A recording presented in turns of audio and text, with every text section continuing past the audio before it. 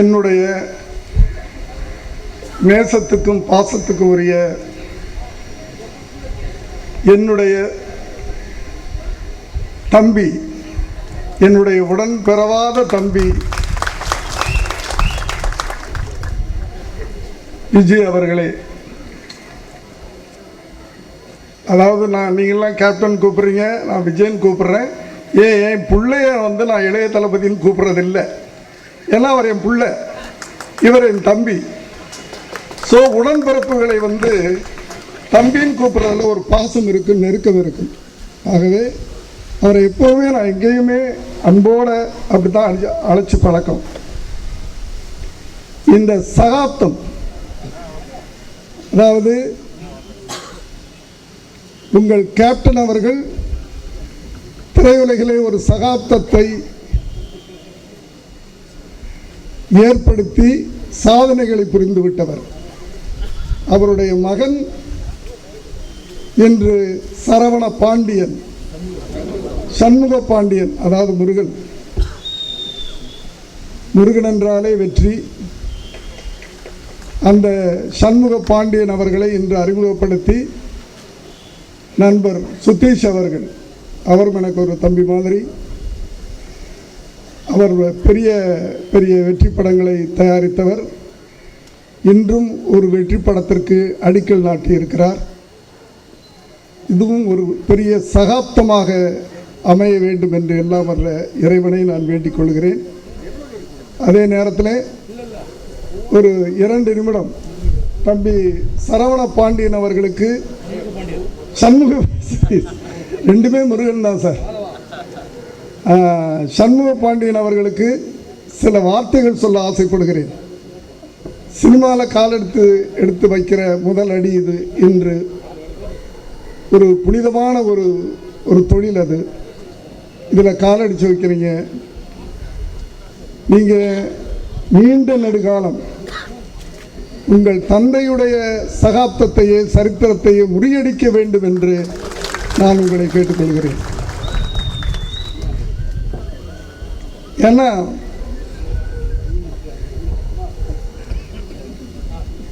எப்படி இருக்கணும் நீங்கள் அப்படின்னு கேட்டால், சினிமா உலகத்தில் வேறு யாரையும் நீங்கள் ஃபாலோ பண்ண வேணாம். உங்கள் தந்தை கேப்டன் விஜயகாந்த் அவர்களை நீங்கள் ஃபாலோ பண்ணாவே போதும். வேறு யாரையும் நீங்கள் ரோல் மாடலாக எடுத்துக்க வேண்டாம் என்று நான் உங்களை அன்போடு கேட்டுக்கொள்கிறேன். ஏனென்றால் அவர் விஜய் அவர்கள் ஒரு டைரக்டர் ஆர்டிஸ்ட். டைரக்டர் என்ன சொல்கிறாரோ அதை செய்வார். ஒரு டைரக்டர் 100 நாள் படம் எடுத்தாலும் 100 நாள் வேலை செய்வார். 30 நாள், என்ன மாதிரி டைரக்டர் 30 நாளுக்குள்ள படம் எடுப்போம், அந்த 30 நாளுக்குள்ள உழைப்பார். அப்படிப்பட்ட ஒரு டைரக்டர் நடிகன். அதே மாதிரி நீங்களும் ஒரு டைரக்டர் நடிகனாக இருக்க முயற்சி செய்யுங்கள்.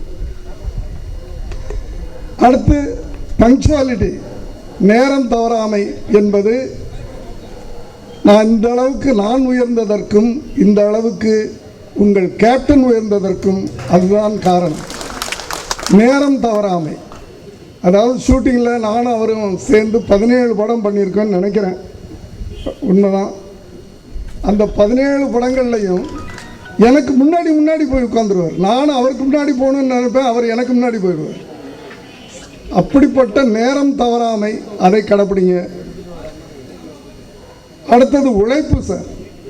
சாதாரண, அதாவது உங்கள் கேப்டனுடைய உழைப்பு, அதை உழைப்புன்னு சொல்ல முடியாது. உழைப்புக்கு என்ன பேர் அப்படின்னா அது விஜயகாந்த்.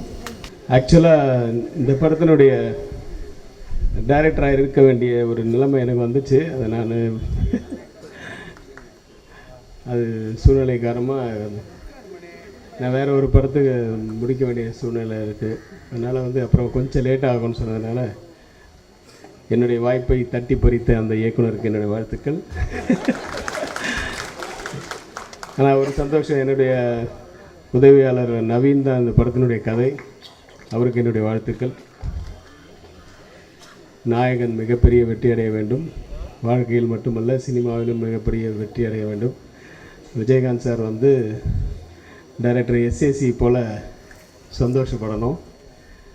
அதாவது விஜயோடைய அப்பா போல் சந்தோஷப்படணும், பிரபுவை போல் சந்தோஷப்படணும், பெருமைப்படணும். நிறைய பேர் இருக்காங்க, சிவகுமார் சார் போல். ஸோ அவருடைய மகன் மிகப்பெரிய வெற்றி அடைய வேண்டும் என்று எல்லாம் வல்ல இறைவனை வேண்டி பிரார்த்தித்து என்னை பேச அனுமதித்த அனைவருக்கும் நன்றி, வணக்கம். படைத்து கொண்டிருக்கும், படைக்க போகும் என்னுடைய ஆருயிர் நண்பர் புரட்சி கலைஞர் கேப்டன் விஜயகாந்த் அவர்களைப் போல எங்கள் வீட்டு பிள்ளை சண்முக பாண்டியனும் சகாப்தம் படைக்க வேண்டும் என்று மனசார வாழ்த்துகிறேன். முதல்ல பிரபு சார் என்னை மாட்டி விட்டார். அவருக்கு நான் சும்மா ஓவராக பில்டப் பண்ணி விட்டார். நான் நல்லா பேசுவேன்ட்டு. அது பிரபு சார் வந்து இப்போ எக்ஸ்ட்ரானரியாக பேசுவார். அதெல்லாம் சும்மா இது, நாங்கள் ரொம்ப ஃப்ரெண்ட்ஸு. நான், விஜய், பிரபு எல்லாம் வந்து இப்படி ஒருத்தர் மாட்டி விட்டு விளையாடுறது ரொம்ப ஃப்ரெண்ட்ஸு. இப்போ வேற ஒரு மேடையாக இருந்துன்னு வச்சுங்களேன், இப்படி யதார்த்தமாக இருந்துருச்சு, மயில்சாமியை மயிலே நம்மக்கிட்ட ரைட்ஸ் வாங்க சொல்லக்கூடாது, நான் தான் முதல் சொன்னவன், அள்ளி கொடுத்தவர் புரட்சி தலைவர் எம்ஜிஆர், அதை சொல்லி கொடுத்தவர் புரட்சி கலைஞர் விஜயகாந்த்னு. அதை வந்து நீ வந்து ஒரு சினிமாவில் வந்து எப்போவுமே ஒரு வேறு மொழியில் அதை ரீமேக் பண்ணோம்னா அதை ரைட்ஸ் நீ கேட்டு வாங்கின. நீ பாட்டுக்கு அடித்த, நான் இங்கே தான் பார்க்காம எந்திரிச்சு மயிலுன்னு காட்டி நான் எஸ்கேப் ஆனேன். இல்லாட்டி அந்த பேரை நீ தட்டிட்டு போயிருப்பீல்ல.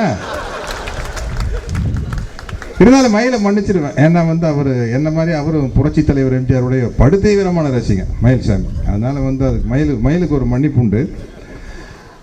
இது வந்து நம்ம இயக்குனர் எஸ்ஏசி சார் பேசினார்ல, சண்முக பாண்டியனை பொறுத்த வரைக்கும் யாரையும் உதாரணமாக எடுத்துக்க வேண்டாம், அவங்க அப்பாவை உதாரணமாக எடுத்துக்கிட்டா போதும் அப்படின்னு அவர் வந்து ஒரு தயாரிப்பாளர் இயக்குனராக இருந்து சொன்னார். நான் அதையே வந்து ஒரு நடிகராக இருந்து சொல்கிறேன்.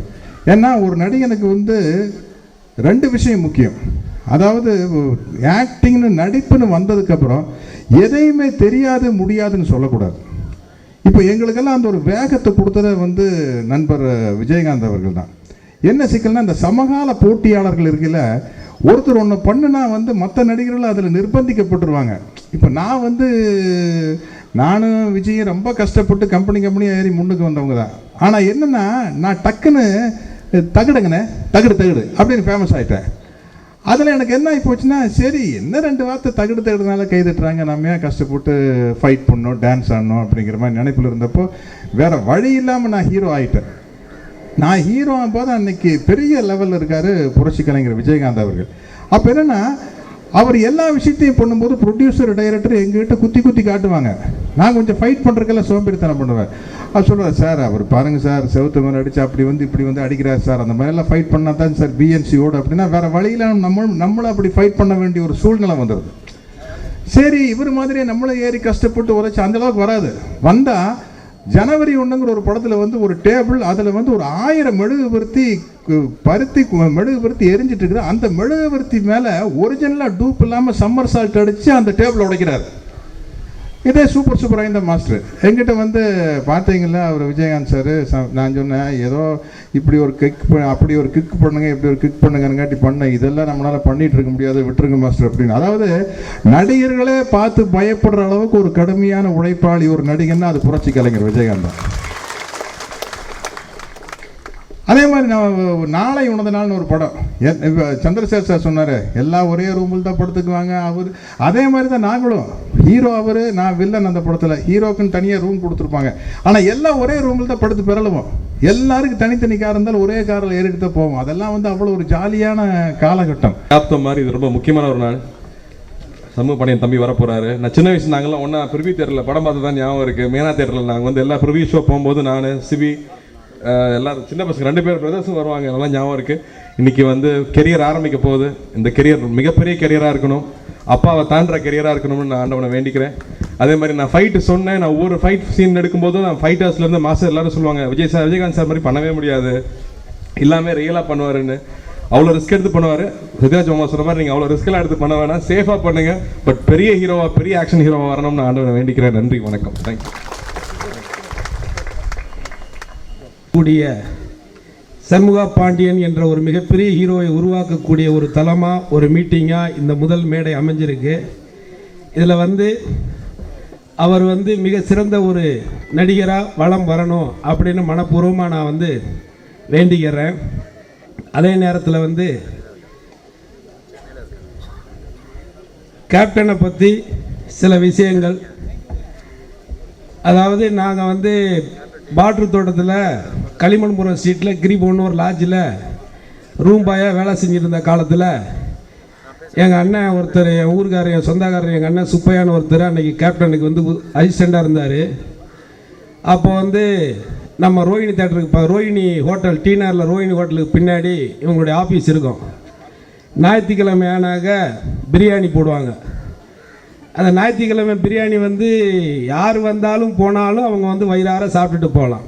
இது எனக்கு தெரிஞ்சு கிட்டத்தட்ட 89, 88, 89 அந்த ஒரு காலகட்டத்தில் எத்தனை பேர் போனாலும் வயிறார அந்த ஞாயிற்றுக்கிழமை காலையிலேருந்து சாயந்தரம் வரைக்கும் சமைச்சிக்கிட்டே இருப்பாங்க. வர்றவங்களுக்கெல்லாம் வயிறார சோறு போட்டுக்கிட்டே இருப்பாங்க.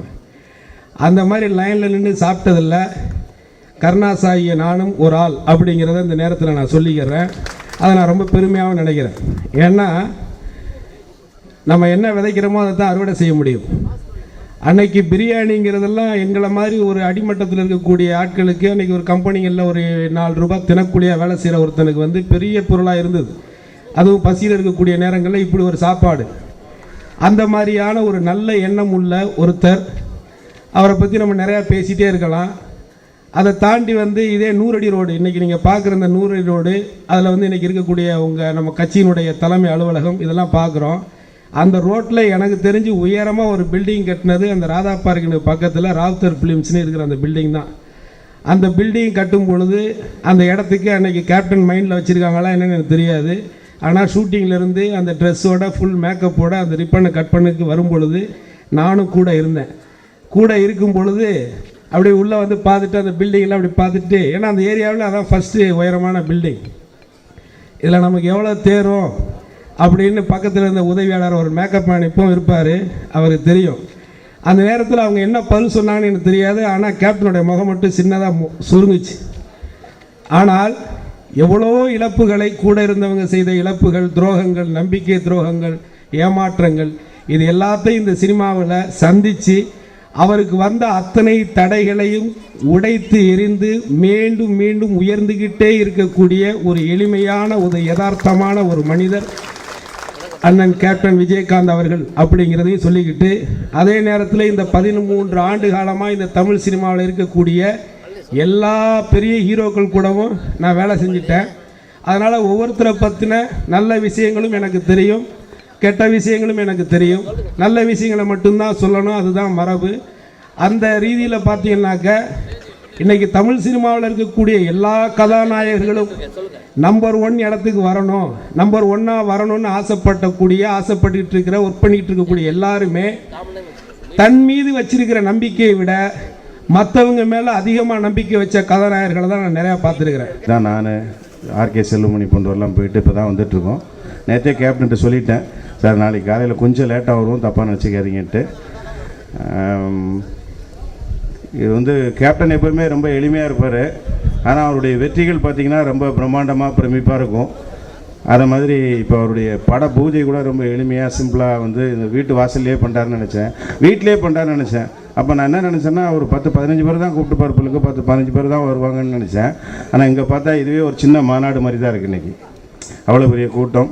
இது வந்து எல்லாருக்குமே நம்ம வந்து கேப்டன் மேலே நமக்கு இருக்கிற ஒரு அன்பு பற்றுதல், அதுதான் அது வந்து நிச்சயமாக சண்முக பாண்டியனுடைய வாழ்க்கையில் எதிரொலிக்கும். நிச்சயமாக அந்த படம் வந்து கேப்டனுடைய ரசிகர்கள் அனைவருமே வந்து அவருக்கு பெரிய சப்போர்ட்டாக இருப்பாங்க.